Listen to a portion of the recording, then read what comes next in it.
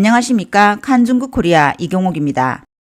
전기 자동차 제조업체 테슬라의 CEO 머스크가 하룻밤 사이에 보수의 영웅이 되었습니다. 자신을 화승인이라고 부르는 머스크는 보통 에너지를 가진 사람이 아닙니다. 그는 테슬라를 창설했을 뿐만 아니라 스타쉽, 스타링크 등의 발명가이기도 합니다. 머스크는 지난 4월 25일 트위터를 인수한 이후 끊임없이 좌파로부터 공격을 받고 있습니다. 그는 트위터 인수가 언론의 자유를 위한 것이라며 트위터 검열이 터무니없는 수준에 이르렀음을 분명히 했습니다. 또한 트위터가 트럼프 전 대통령의 계정을 막은 것은 지극히 어리석은 일이라고 비판했습니다. 그의 행동과 영향이 확산되자 위협을 느낀 좌파들이 그를 공격하기 시작했습니다. S&P ESG 지수에서 테슬라가 제거되어 주가가 거의 7% 하락했습니다.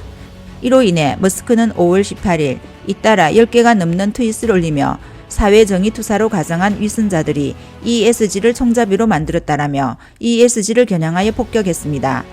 그는 분노하며 비난했습니다. 엑손모빌은 천연가스 대기업으로 S&P 500에서 전 세계 ESG 기업 상위 10위 안에 들었다.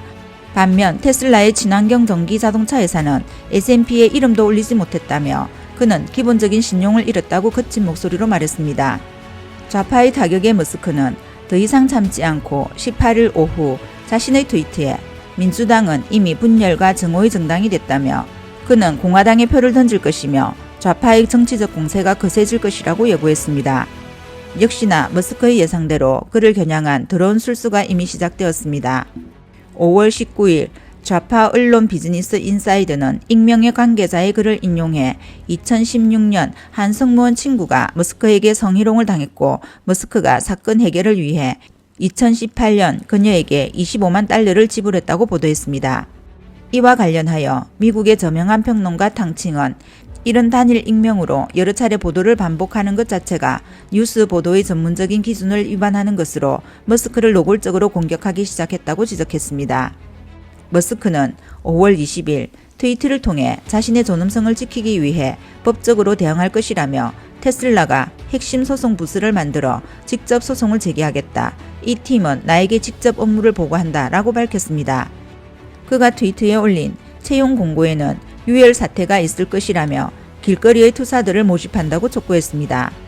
탕칭은 지난주에 세계에서 가장 부자인 머스크가 하늘의 선택을 받은 사람으로 우익의 선봉장이며 신의 기적의 군인일 수 있다고 언급했지만 이번 주 사건은 머스크의 숨통을 조였다고 말했습니다. 그는 공개적으로 극좌 각성주의와 대결전을 시작했습니다. 좌익의 각성 운동은 사실상 반도덕적, 반전통적, 반문명적인 사회주의 운동입니다. 탕칭은 머스크가 대단하다며 트윗으로 대적하여 싸우며 그의 영웅적인 용기는 트럼프와 판박이다. 머스크는 부활의 주역이라고 해도 과언이 아니다. 미국에서 우익 보수적 사고의 귀환은 이미 여러가지 조짐을 보여주었고 머스크는 절대 트럼프만큼 외롭지 않을 것이라고 말했습니다.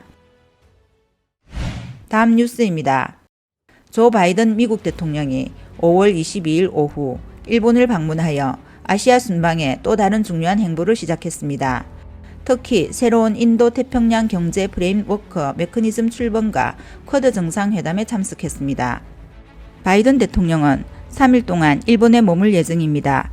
기시다 후미오 총리와 회담하기 전에 나루히토 일왕을 예방하고 기시다 총리와 일본의 군사력과 영향력을 확대하여 나날이 늘어나는 중공의 성장력에 미리 어떻게 대응할 것인지를 논의할 것으로 예상됩니다. 바이든은 또한 인도, 호주, 일본 지도자들과의 회담에도 참여할 예정입니다. 4자 안보 대화는 미국과 동맹국이 중공의 영향력에 맞서는 또 다른 전략적 초석입니다. 한국의 동아일보에 따르면 조 바이든 미국 대통령의 순방 중 핵지휘 통제기로 알려진 E-4B 항공기가 일본 오키나와 가데나 공군기지에 배치되었습니다. 신문은 미국 대통령이 해외 순방 시 비상사태를 대비하여 E-4B 항공기를 방문국이나 인근 지역에 대기 배치하는 것이 보통이라고 전했습니다.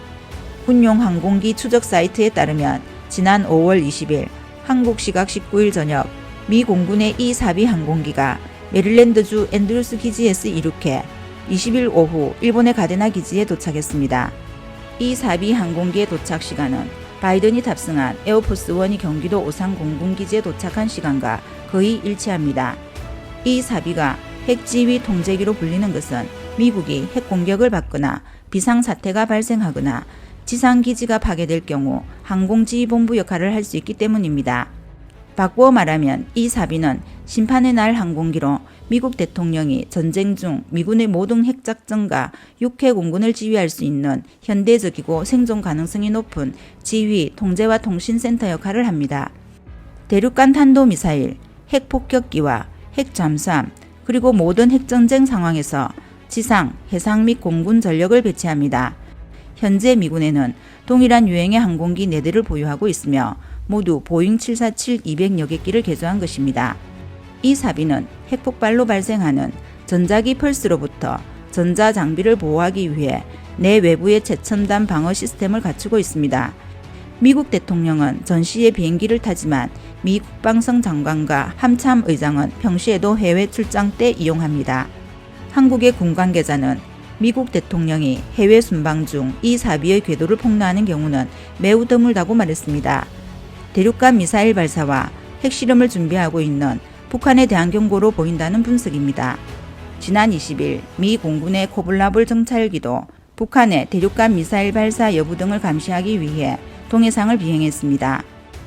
오늘 소식은 여기까지입니다. 구독과 좋아요는 격려입니다. 공유는 나눔의 시작입니다. 감사합니다.